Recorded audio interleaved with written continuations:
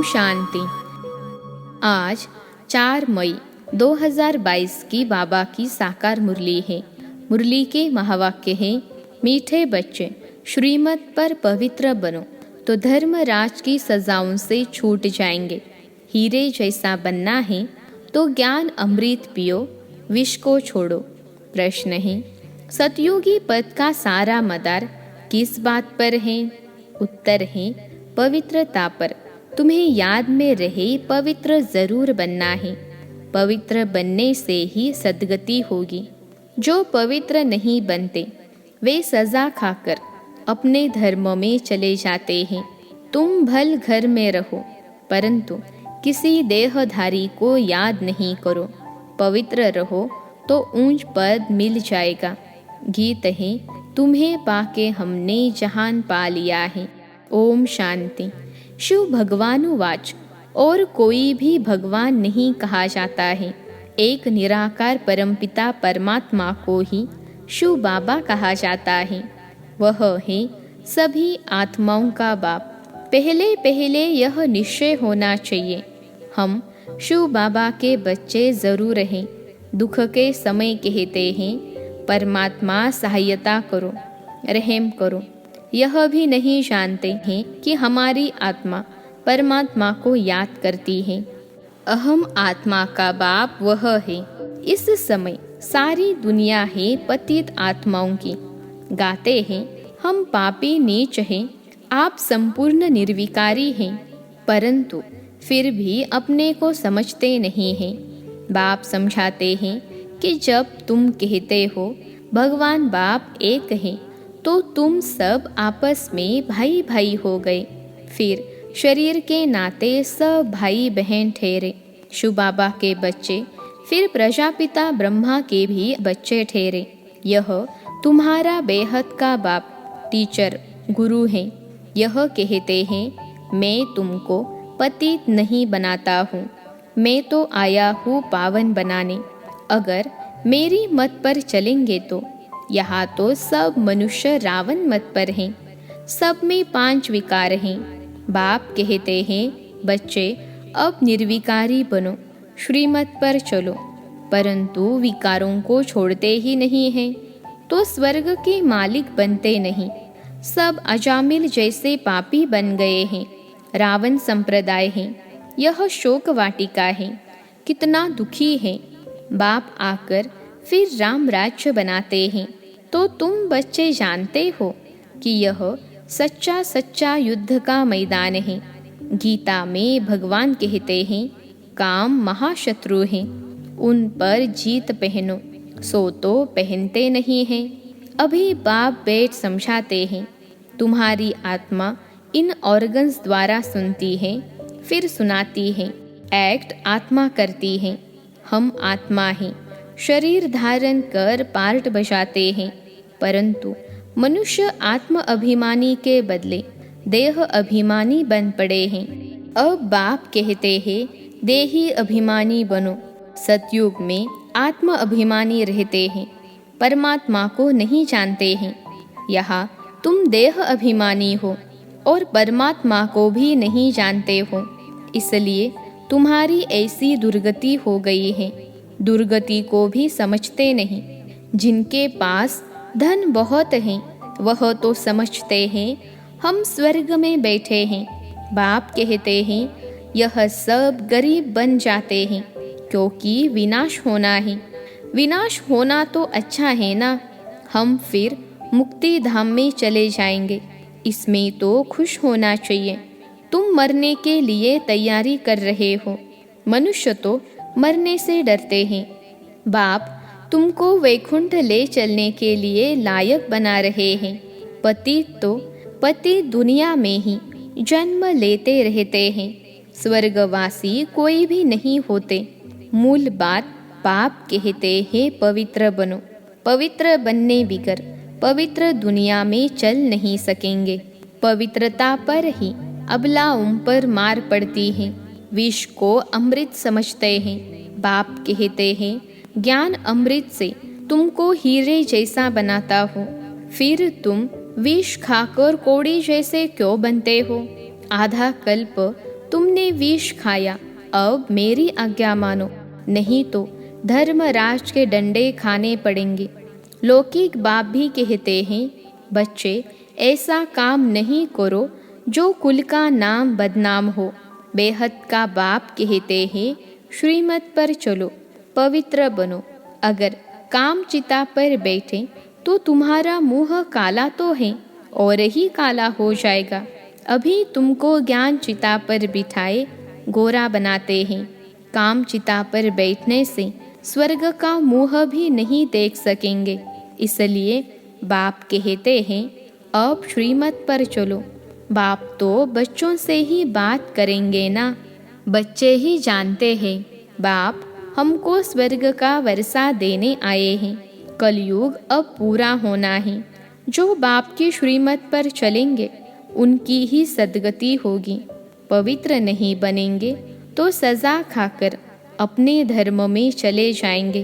भारतवासी ही स्वर्गवासी थे, अब पतित बन पड़े हैं। स्वर्ग का पता ही नहीं है तो बाप कहते हैं, तुम मेरी श्रीमत पर न चल, औरों की मत पर चल। विकार में गए तो मरे, फिर भल पिछाड़ी में स्वर्ग में आएंगे, परंतु पद बहुत हल्का पाएंगे।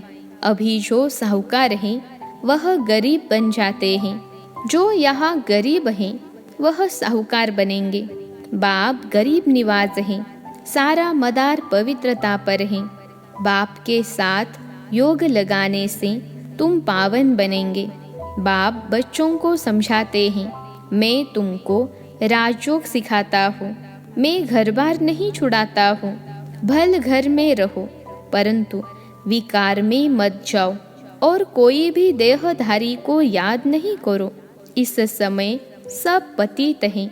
सतयुग में पावन देवता थे, इस समय वह भी पतित बन पड़े हैं। पुनर्जन्म लेते लेते अब अंतिम जन्म हो गया है। तुम सब पार्वतिया हो। तुमको अब अमरनाथ बाप अमर कथा सुना रहे हैं, अमरपुरी का मालिक बनाने।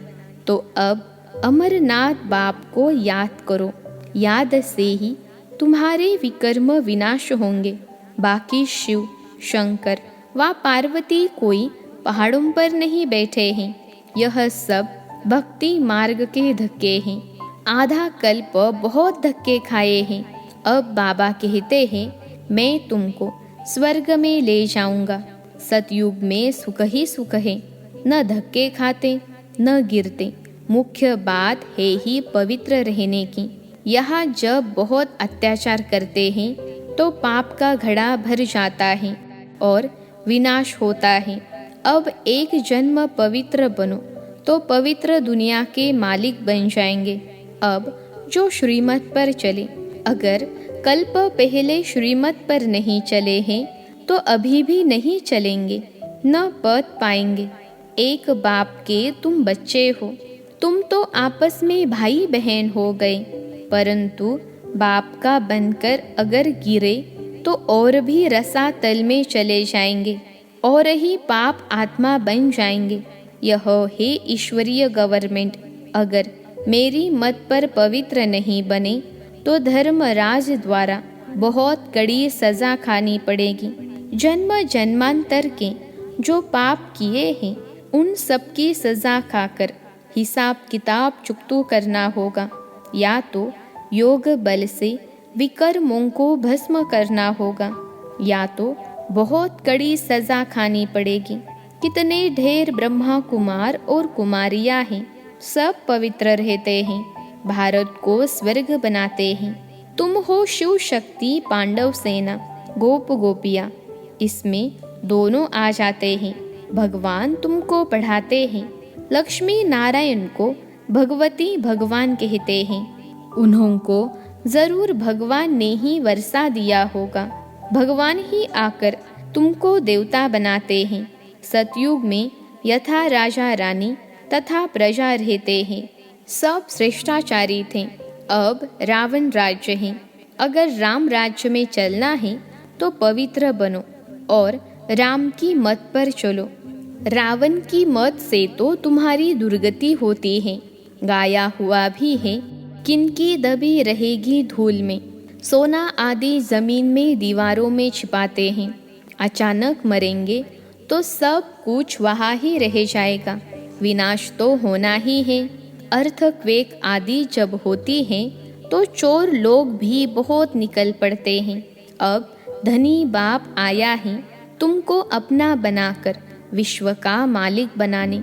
आजकल वानप्रस्थ अवस्था में भी विकार बिगर रह नहीं सकते, बिल्कुल ही तमो प्रधान हो गए हैं। बाप को पहचानते ही नहीं। बाप कहते हैं मैं पवित्र बनाने आया हूँ। अगर विकार में जाएंगे तो बड़ी कड़ी सजा खानी पड़ेगी। मैं पवित्र बनाए पवित्र दुनिया स्थापन करने आया हूँ। तुम फिर पतितपन विघ्न डालते हो, स्वर्ग की रचना करने में बाधा डालते हो तो बहुत कड़ी सजा खानी पड़ेगी। मैं आया हूँ तुमको स्वर्गवासी बनाने के लिए। अगर विकार नहीं छोड़ेंगे तो धर्मराज द्वारा बहुत मारे जाएंगे, बहुत त्राही त्राही करनी पड़ेगी। यह इंद्र सभा है, कहानी है ना। वहाँ ज्ञान परिया थी, किसी पतित को ले आई तो उनका वाइब्रेशन आता था। यहाँ सभा में किसी पतित को नहीं बिठाया जाता है। पवित्रता की प्रतिज्ञा करने बिगर बिठाया नहीं जाता, नहीं तो फिर ले आने वाले पर भी दोष पड़ जाता है। बाप तो जानते हैं, फिर भी ले आते हैं तो शिक्षा दी जाती है। शिव बाबा को याद करने से आत्मा शुद्ध हो जाती है, वायुमंडल में साइलेंस हो जाती है। बाप ही बैठ परिचय देते हैं कि मैं तुम्हारा बाप हूँ। 5000 वर्ष पहले मुहाफिक तुमको मनुष्य से देवता बनाने आया हूँ। बेहद के बाप से बेहद सुख का वर्षा लेना है। अच्छा, मीठे मीठे सिखलते बच्चों प्रति माता पिता बाप दादा का याद प्यार और गुड मॉर्निंग। रूहानी बाप की रूहानी बच्चों को नमस्ते। हम रूहानी बच्चों की सिखलते रूहानी माता पिता बाप दादा को याद प्यार, गुड मॉर्निंग और नमस्ते बाबा नमस्ते। धारणा के लिए मुख्य सार। पहली पॉइंट है योग बल द्वारा विकर्मों के सब हिसाब किताब चुकतू कर आत्मा को शुद्ध और वायुमंडल को शांत बनाना है। दूसरी पॉइंट है बाप की श्रीमत पर संपूर्ण पावन बनने की प्रतिज्ञा करनी है। विकारों के वश होकर स्वर्ग की रचना में विघ्न रूप नहीं बनना है। आज का वरदान है मन बुद्धि की स्वच्छता द्वारा यथार्थ निर्णय करने वाले सफलता संपन्न भव। मन बुद्धि की स्वच्छता द्वारा यथार्थ निर्णय करने वाले सफलता संपन्न भव। विश्लेषण है किसी भी कार्य में सफलता तब प्राप्त होती है जब समय पर बुद्धि यथार्थ निर्णय देती है, लेकिन निर्णय शक्ति काम तब करती है जब मन बुद्धि स्वच्छ हो, कोई भी कीचड़ा न हो। इसलिए योग अग्नि द्वारा कीचड़े को खत्म कर बुद्धि को स्वच्छ बनाओ। किसी भी प्रकार की कमजोरी यह गंदगी है, जरा सा व्यर्थ संकल्प भी कीचड़ा है। जब यह कीचड़ा समाप्त हो तब बेफिक्र रहेंगे और स्वच्छ बुद्धि होने से हर कार्य में सफलता प्राप्त होगी। आज का स्लोगन है सदा श्रेष्ठ और शुद्ध संकल्प इमर्ज रहें तो व्यर्थ स्वतः मर्ज हो जाएंगे। सदा श्रेष्ठ और शुद्ध संकल्प इमर्ज रहें तो व्यर्थ स्वतः मर्ज हो जाएंगे। मातेश्वरी जी के मधुर महावाक्य। इस कलयुगी संसार को असार संसार क्यों कहते हैं? क्योंकि इस दुनिया में कोई सार नहीं है। माना कोई भी वस्तु में वह ताकत अथवा सुख, शांति, पवित्रता नहीं है। इस सृष्टि पर कोई समय सुख, शांति, पवित्रता थी, अभी वह नहीं है, क्योंकि अभी हर एक में 5 भूतों की प्रवेशता है। इसलिए ही इस सृष्टि को भय का सागर अथवा कर्म बंधन का सागर कहते हैं। इसमें हर एक दुखी हो परमात्मा को पुकार रहे हैं। परमात्मा हमको भव सागर से पार करो। इससे सिद्ध है कि जरूर कोई अभय अर्थात निर्भय का भी संसार है जिसमें चलना चाहते हैं। इसलिए इस संसार को पाप का सागर कहते हैं, जिससे पार कर पुण्य आत्मा वाली दुनिया में चलना चाहते हैं। तो दुनियाएं दो हैं, एक सतयुगी सार वाली दुनिया, दूसरी है कलयुगी असार की दुनिया। दोनों दुनियाएं इस सृष्टि पर होती हैं। मनुष्य कहते हैं, हे प्रभु, हमें इस भव सागर से उस पार ले चलो। उस पार का मतलब क्या है? लोग समझते हैं उस पार का मतलब है जन्म मरण के चक्र में न आना, अर्थात मुक्त हो जाना। अब यह तो हुआ मनुष्यों का कहना, परंतु परमात्मा कहते हैं, बच्चों, सचमुच जहाँ सुख शांति है, दुख अशांति से दूर है, उस दुनिया में मैं तुमको ले चलता हूँ। जब तुम सुख चाहते हो तो जरूर वो इस दुनिया में होना चाहिए। अब वो तो सतयुगी बैकुंठ के देवताओं की दुनिया थी, जहाँ सर्वदा सुखी जीवन थी। उन देवताओं को अमर कहते थे। अब अमर का भी कोई अर्थ नहीं है। ऐसे तो नहीं, देवताओं की आयु इतनी बड़ी थी जो कभी मरते नहीं थे। अब यह कहना उन्हों का रॉन्ग है, क्योंकि ऐसे है नहीं। उनकी आयु कोई सतयुग त्रेता तक नहीं चलती है, परंतु देवी देवताओं के जन्म सतयुग त्रेता में बहुत हुए हैं। 21 जन्म तो उन्होंने अच्छा राज्य चलाया है, और फिर 63 जन्म द्वापर से कलयुग के अंत तक टोटल उन्होंने जन्म चढ़ती कला वाले 21 हुए और उतरती कला वाले 63 हुए। टोटल मनुष्य 84 जन्म लेते हैं। बाकी यह जो मनुष्य समझते हैं कि मनुष्य 84 लाख योनियां भोगते हैं, यह कहना भूल है। अगर मनुष्य अपनी योनि में सुख दुख दोनों पार्ट भोग सकते हैं, तो फिर जानवर योनि में भोगने की जरूरत ही क्या है? बाकी टोटल सृष्टि पर जानवर, पशु, पंछी आदि 84 लाख योनियां हो सकती हैं, क्योंकि अनेक किस्म की पैदाइश है। लेकिन मनुष्य योनि में ही अपना पाप पुण्य भोग रहे हैं, और जानवर अपनी योनियों में भोग रहे हैं। न मनुष्य जानवर की योनि लेता और न जानवर मनुष्य योनि में आता है। मनुष्य को अपनी योनि में ही भोगनी पड़ती है, इसलिए उसे मनुष्य जीवन में ही सुख दुख की महसूसता होती है। ऐसे ही जानवर को भी अपनी योनि में सुख दुख भोगना है, मगर उन्हों में यह बुद्धि नहीं कि यह भोगना किस कर्म से हुई है। उन्हों की भोगना को भी मनुष्य फील करता है, क्योंकि मनुष्य है बुद्धिवान। बाकी ऐसे नहीं, मनुष्य कोई 84 लाख योनियां भोगते हैं। यह तो मनुष्यों को डराने के लिए कह देते हैं कि अगर गलत कर्म करोगे तो पशु योनि में जन्म मिलेगा। हम भी अभी इस संगम समय पर अपनी जीवन को पलटाए पापात्मा से पुण्यात्मा बन रहे हैं। अच्छा, ओम शांति।